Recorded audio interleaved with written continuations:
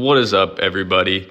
We're back with another video. So this weekend I didn't have the chance to record a new video, so I'm going back and I'm fixing some audio from a video I've uploaded in the past. I'm just going to walk you through my practice session and kind of show you guys what I'm doing to practice and to get warmed up, so that way maybe I can give you guys some tips and tricks as well. So I always start with my wedges in my bag and I work my way up. Here I'm just throwing down an alignment stick and I'm hitting wedges, practicing on my alignment, working on my takeaway a little bit, and I'm just working on feeling out that yardage. In this case I have about 90 yards, so I'm hitting 54 degree, and I'm just gonna focus on taking it back, as you can see, practicing my takeaway and really feeling that yardage. So these 90-yard shots are extremely important. Over the course of a round, I'm gonna have maybe 6 or 7 of these, so I'm really going to focus on down in those wedges and those feel yardages.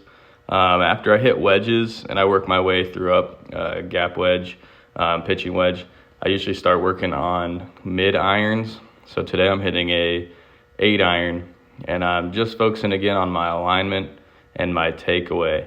I run into issues a lot with my takeaway being too far outside, and it causes my swing to be really loopy, and I end up coming too far from the inside and hitting a big old draw. So I've got my alignment stick down. I'm focusing on my takeaway. I'm going to work on hitting whatever ball flight is natural for me. Honestly, for me, it's just a little left to right, a little draw. So I'm not going to try and force anything on the range. I'm just hitting my natural shot here. I've got my alignment stick down parallel to my target, so that way I can line up my feet parallel to that. And then I've got my club face as well parallel to that, so it's kind of pointing my club face is pointing at my target, the alignment stick's in the middle, and my feet are parallel to that. In this case, I'm just going to work on repetition, work on that takeaway. I'm focused on the smooth and good tempo takeaway, making sure that the butt of my club is aligned with my alignment stick parallel to that. And I'm going to hit I usually hit like 10 to 15 of these, kind of work my way up. And then I'm going to transition more into my longer clubs in my bag. So in this case, I'm jumping out with 3-wood. I've adjusted my alignment stick to be aiming more down the range. Similar things I've been focusing on with my irons. I'm always going to line up that club face parallel, or line up my club face to the target, line up my feet parallel to the target and parallel to that alignment stick. And then similar to with my irons, my main focus for this session is just a smooth, slower takeaway, straighter back takeaway. I have the tendency to take it back outside. And with the 3-wood in that first shot there, I took it back outside, kind of came across it, and ended up hitting a little push. When I get taking it too far outside, then my problem is I start closing my feet. Then eventually I start hitting that snap hook. So I need to focus on resetting my alignment here. So I'm hitting 3-wood. I'm hitting these off the deck, which is really hard for a lot of people, but that's why I'm here on the range practicing these. I usually practice a few off the deck, maybe a few off the tee, because a 3-wood is a club that I'll also use off the tee throughout the round. But after I hit about 5 to 10 of those, I like to move up to the driver. I don't come and I blast too many drivers on the range. It is usually the part of my game that gets going sideways, but same thing here, working on the takeaway, working on a smooth transition.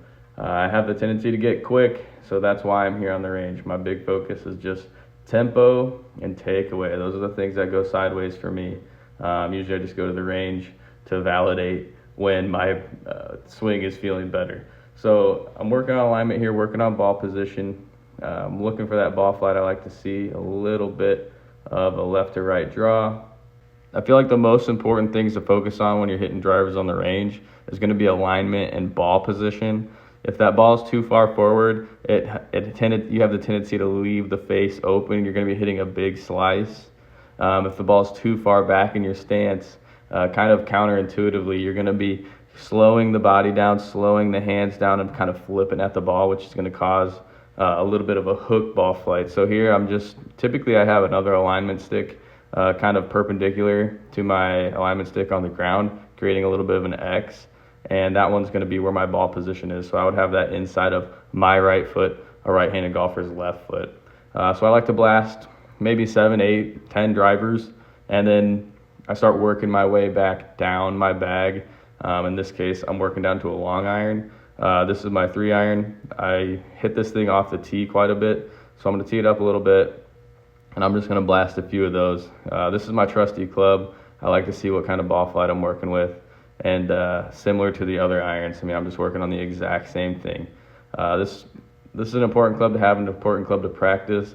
This is going to be your fairway finder shot. Whenever I get into any really tight fairway or any scary, nervy tee shot, I need to have a club that I can just hit in the middle of the fairway, and this one's it for me. So I do like to work my way back down through and get this club going.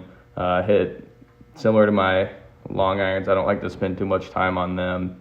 I like to hit about 6-7 balls with each of the longer clubs in my bag, and find the majority of my session being catered towards wedges. So I'm going to the chipping green. This is actually at the end of my driving range. I just dropped down a few balls, and I'm going to be hitting them to the pitching green. I didn't shoot any of these yards. This is going to go all off feel. But as you can see, I'm going to pick each one of these 3 flags, and I'm just going to feel some shots in there.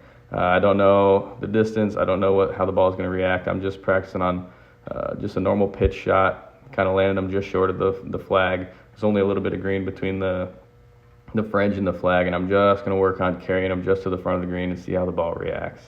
I like to pick a target and on the green and try and hit it to that spot. So in this case, I'm trying to land it just right at the flag and let it release on down to the hole. In this case, there's 3 flags with 3 different yardages. So I'm going to hit a few balls to each one, 3 or 4 balls to each one. I'm going to try and work on different ball flights, a little bit higher, spinnier shots, a little bit lower, more runner shots. Kind of just vary these heights, vary these clubs, vary these distances. It's a good way to practice and just understand how the ball is going to react off of each lie. I try to give myself different lies. I like to understand how the ball is going to react at different heights when I hit it. That way, when I get onto the course, I can feel really comfortable knowing how a shot's going to react. So you can see the first few I hit were a little lower. Then I move into a few medium height shots, medium trajectory, and then a few higher shots as well. This is all done with my hands.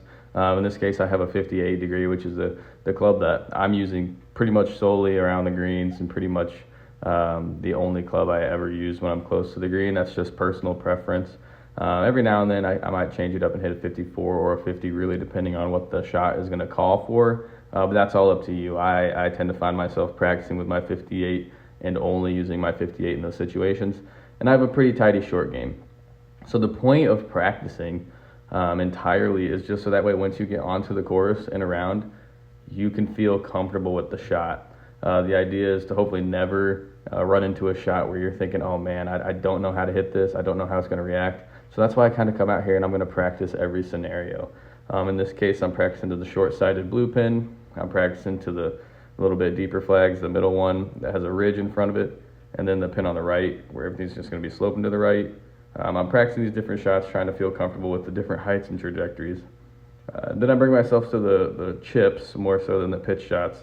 This is a area of my game that I'm really good at, and it's because I used to practice it for like 3 hours a day. So similar to the pitch shots, I'm going to be landing a few of these shots short, letting them kick onto the green and run. I'm going to be landing a few higher and softer, playing with the trajectory, playing with the spin, just getting a feel, getting an idea. So I'm trying to change the lie, put a few balls kind of up on a fluffier lie so I understand how they're going to come off. I'm putting a few down in a little bit of a pock mark. That way I know that the ball is going to come off a little lower. I'm playing with these lies, playing with these different trajectories, different shots. That way I have a good understanding of them. So you can see I'm again changing my targets, picking out a landing spot and just playing to that spot, trying to hit whatever kind of ball that the shot's calling for, whatever type of lie I have. I'm trying to play my shot based off of that. So I'm varying my targets, varying my heights. Again, I've got a 58 degree, so most of the time this club is going to be hit a little bit higher. Usually if I'm trying to play it lower and play a little bit more like a low check spin shot, I'm going to put it back in my stance. I'm really going to swing hard through it.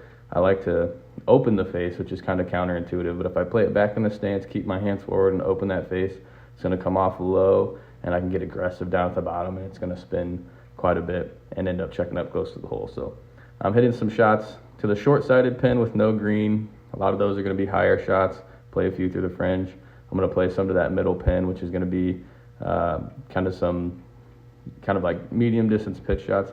And then I've got a 30-yard shot back to that red pin, which again, I'm going to practice just picking a distance and landing it there. So that's what I'm pretty much thinking of, pretty much going through my head, looking through different lies, varying my heights.